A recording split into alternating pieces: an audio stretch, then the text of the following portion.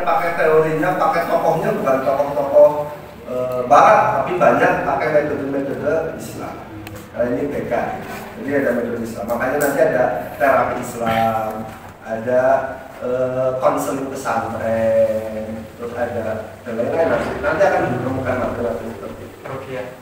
Rukyah, nah ini tukang rukyah semua tanpa ada materi, tanpa ada materi, udah tukang rukyah.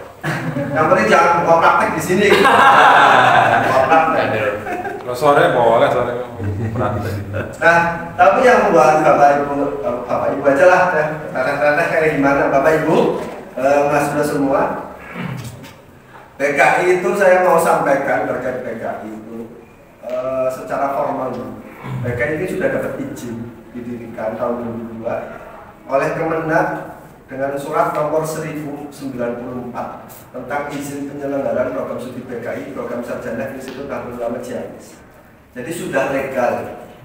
Jadi bapak ibu kuliah di PKI bukan bid'ah. Ini apa ini? Insya Allah legal.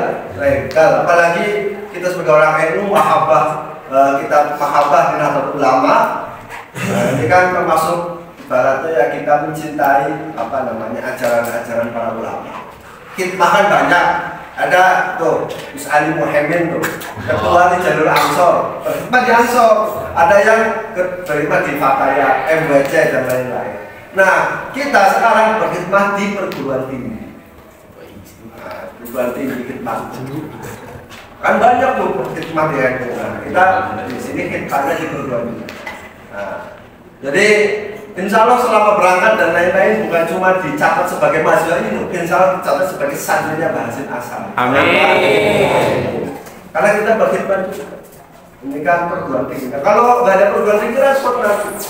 Banyak pengajar-pengajar yang lulusan perguruan tinggi yang bukan dari Nahdlatul Ulama, bukan dari Nahdliyin, nanti akan mengajar anak-anak cucu bapak ibu semua. Karena kita tidak persiapkan tenaga pendidiknya. Makanya kita perlu berkhidmat di sini. Itu secara legal formalnya ya, secara hukumnya kita sudah sah. Terus nanti ada kurikulumnya juga. Bapak ibu semua nanti akan dapat berapa mata kuliah sih selama di sini? Selama di PKI nanti ada total 148 SKS. Sampai lulus tuh sampai 148. Ini angkatan pertama dari berapa SKS total? 32. 32.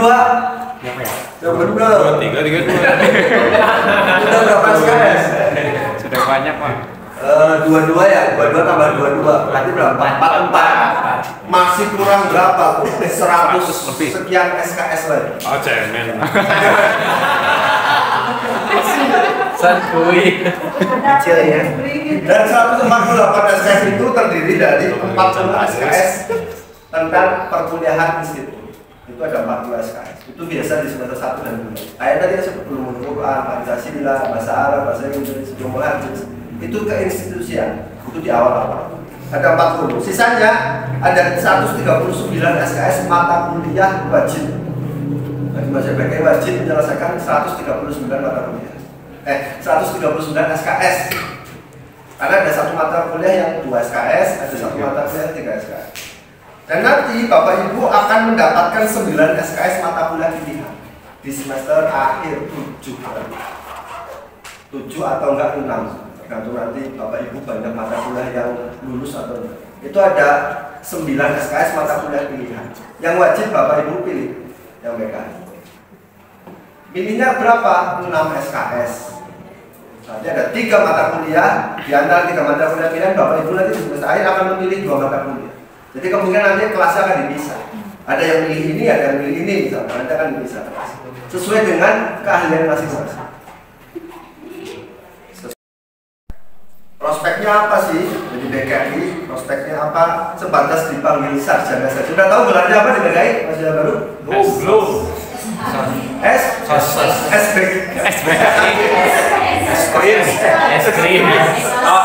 apa? SBKI. SOS minta pertolongan itu.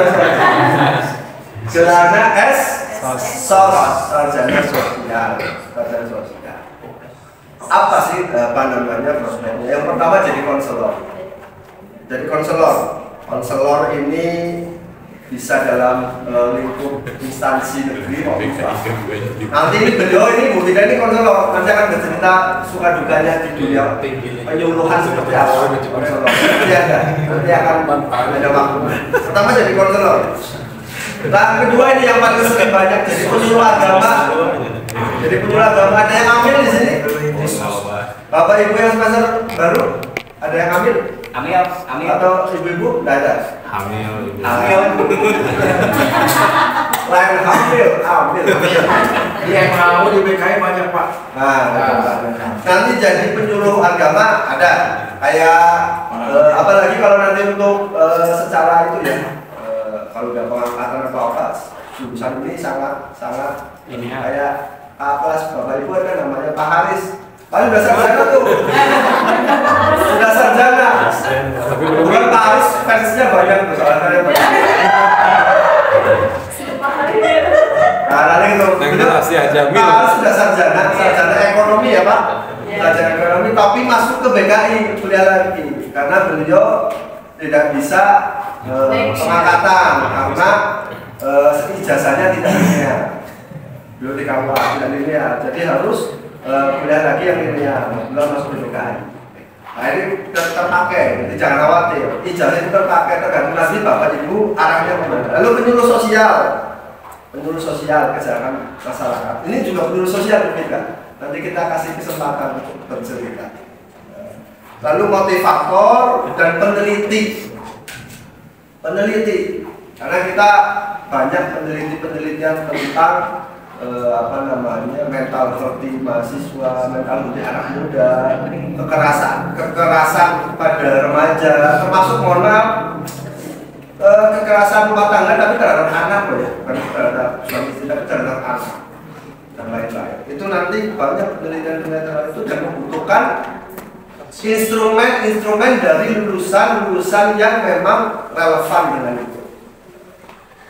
Lalu terapi Islam sebagai terapis. Terapi Islam ya istilahnya ya, Pak Ali, ada jangan tuang rukyah. Bukan terapi ikan kan? Terapi Islam gitu. Jadi kalau ditanya kaliannya apa di BKI, saya bisa jadi terapi Islam. Jangan bilang saya bisa jadi tukang rukyah. Saya pernah gimana? Kalau terapi Islam menerapi berbagai masalah dengan metode-metode Islam, kan? Lalu menjadi guru BK. Nah, guru BK. Apalagi kalau sekolahnya itu aliyah atau MTS. Lulusan BKI lebih diprioritaskan dibanding BK. Karena ini sudah ada menjurumus dengan metode Islam. Gitu. Menjadi guru BK. Nanti sebenarnya ada slide-nya ini karena tidak ada proyektornya, jadi saya ingin nge-slide ada ini contoh-contohnya lulusan BKI yang jadi guru BK di sekolah dan sebagainya. Saya yakin kalau guru BK Bapak Ibu sudah tahu semua ya, karena saya yakin semuanya udah pernah masuk BK semua waktu sekolah. Ini bau-baunya tukang bermasalah. Kelihatan Pak. Belum BK dipanggil. Guru BK nanti gantian, Bapak Ibu jadi guru BK. Nanti manggil anaknya guru BK ya. Orang tuamu dulu manggil saya, sekarang saya panggil kamu. Jadi guru BK bisa. Bahkan nanti ada spesialis tersendiri. Kalau bukan PSAN itu jauh lebih mudah, lebih prioritaskan untuk urusan BK itu. Tapi BK benar. Lalu yang terakhir jadi rohaniawan rumah sakit. Nanti ada prakteknya juga loh ya Bapak Ibu. Ada mata kuliah praktek. Rohaniawan di rumah sakit, termasuk guru BK, termasuk yang terapis. Rohaniawan di rumah sakit. Rohaniawan di rumah sakit yang membutuhkan, tapi harus sarjana di bidang.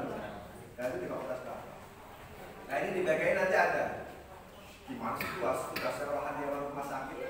Ya pengalaman dulu itu waktu KPL dan lain-lain teman-teman semua ngecek banyak.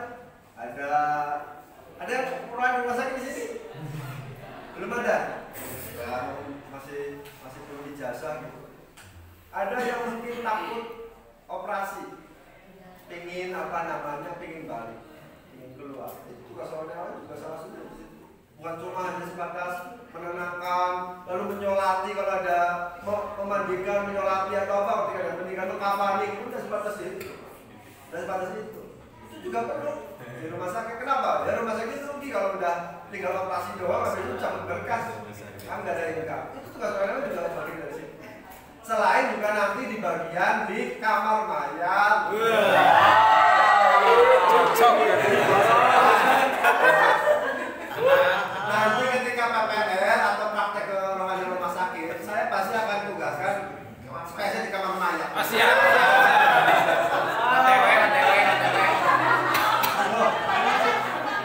Kalian yang meninggal nih, masuk operasi di ICU meninggal. Langsung bawa ke kamar mayat, dibersihkan, dikafani kan kayak gitu. Nah itu tugas rohani Pak.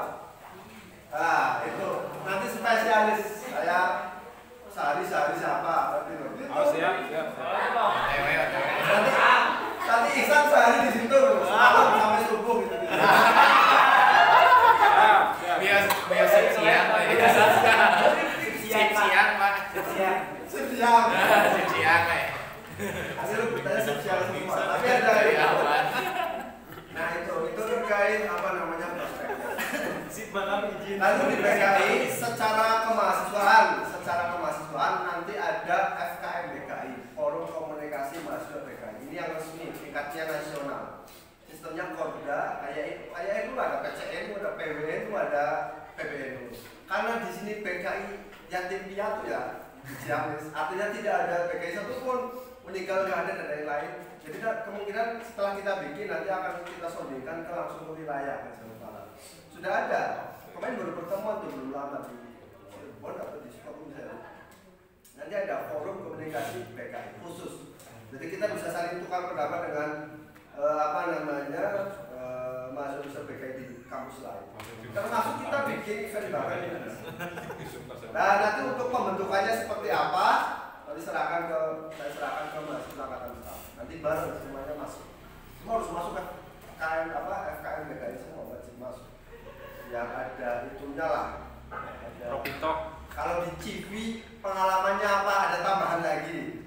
Pengalaman organisasi FKM BKI. Tapi bukan cuma pengalaman saja, nanti pasti dapat ilmu yang baik. Itu dari BKI. Nanti sebelum saya tutup ada penyampaian dari Bu Fitri akan menceritakan salah satu lulusan BKI itu prospeknya sebagai apa? Sebagai penyuluh, motivator dan lain-lain. Karena belum praktek juga di lapangan.